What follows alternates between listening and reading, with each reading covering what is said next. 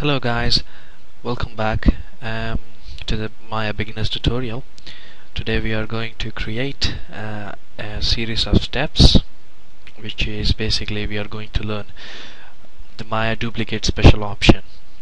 Well, I'm Suren, the faculty of animation from Digimation UK Limited. Okay, let's go to Maya. Right, it's a new file.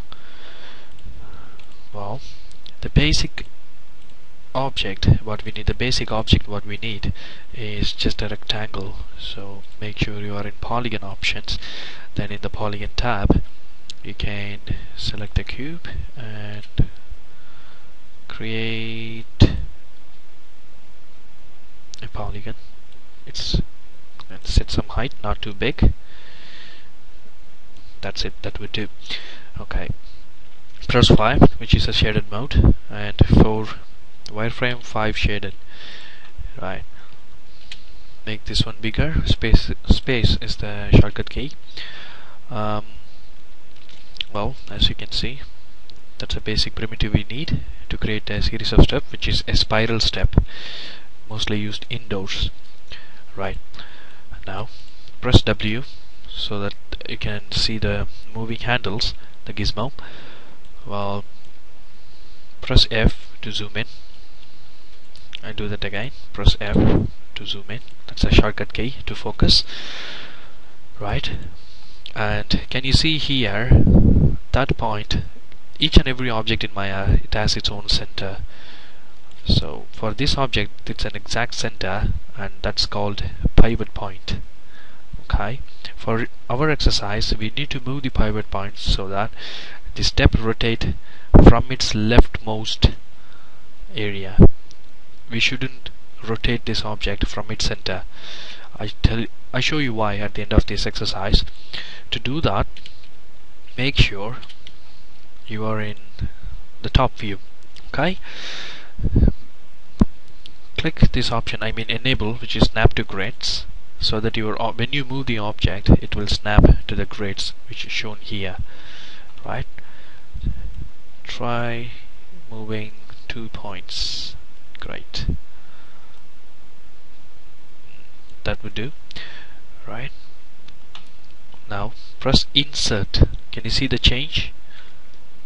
That when you press insert, you can see this kind of handle, which is the gizmo is free to move, so it's independent now. It's not attached to the object anymore. This is normal mode, this is insert. Now move only the pivot point. Just move the pivot point. As you can see, the snap to grids is still switched on, so that's why it moves in steps, snapping to the grids. Right, now it's in the origin. Fine, that's great.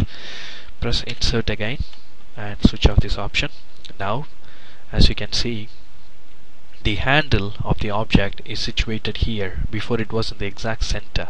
Right, so that if you rotate this object now, it will take the reference point from here and rotate in this way, rather than rotating itself in here.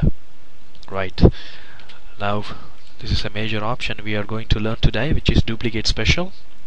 Select this object, go to modify, edit, duplicate special, and this one is the option window for duplicate special.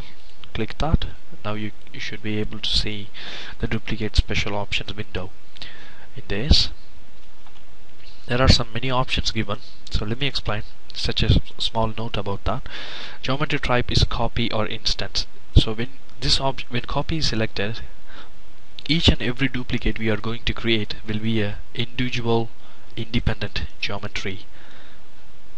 But if you select instance, the Maya will use the same parent object, which in our case this, and just show the same object as a duplicates. So in our case we are going to select copy, and group under, it has 3 options, which is parent, world and new group. When you click parent, the Maya will group the new duplicates under the parent object, which is this, in the hierarchy. If it is in the world, it will put the object in the top level of the hierarchy. If it is a new group, it will create a new parent group for only the duplicates which we are going to create, right?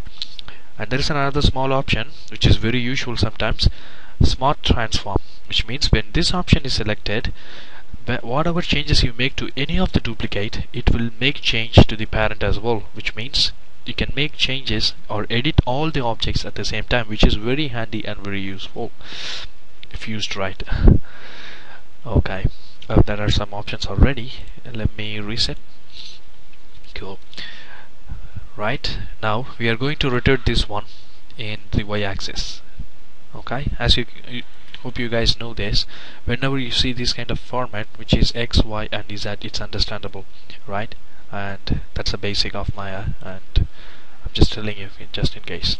Okay, so X, no need to touch that. This is the value where we are going to put.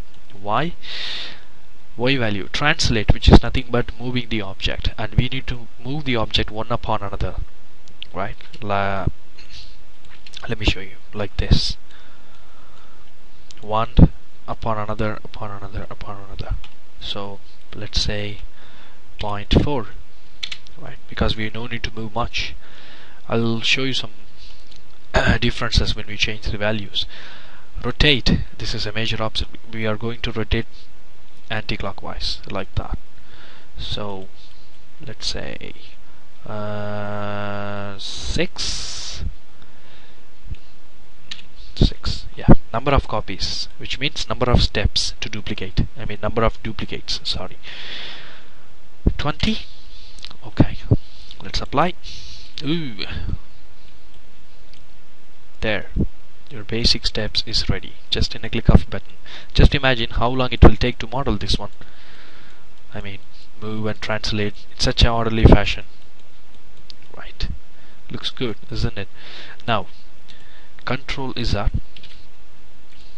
rinse and repeat until you are happy. It's 4, right? Let's increase the rotation by 12. There you go. So it's like linear steps which you have got. Let's see, control Z, let's say 1, apply. Oops, too much. Ooh, that's scary. Okay, which means the optimum value would be 0.4, and apply. Looks okay for me, right? So control Z, number of copies, let's increase. Let's say we are building steps for a lighthouse or for a tower, you name it. 40.